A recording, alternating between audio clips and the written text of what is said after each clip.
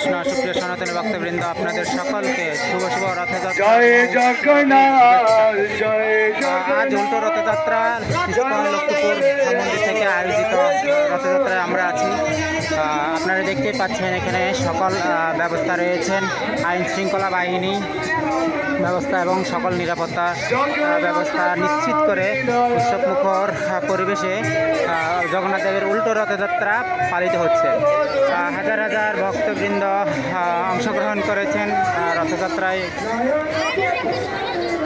এখন জগন্নাথ বলদেব সুভদ্রা মহারানী রথে আরোহণ করে বের হচ্ছেন মন্দির থেকে, গুন্ডিচা মন্দির থেকে বের হয়ে উনি আজকে যাবেন মেন মন্দির, যেটা ইস্কন লক্ষ্মীপুর মন্দিরে।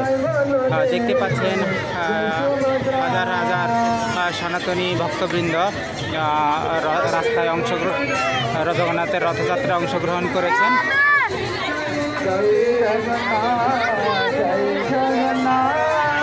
জয় বলদেব জয় সুভদ্রা, হরে হরে হরে রাম হরে। দেখতে পাচ্ছেন ভক্তবৃন্দ আমাদের রথযাত্রায় অংশগ্রহণ করেছে একসাথে সকলেই। এখন গুন্ডিচা মন্দির থেকে মেন মন্দির অংশগ্রহণ করবেন। এখানে মাতাজিরা অংশগ্রহণ করেছেন, দলে দলে অংশগ্রহণ করেছেন আরও ভক্তবৃন্দরা।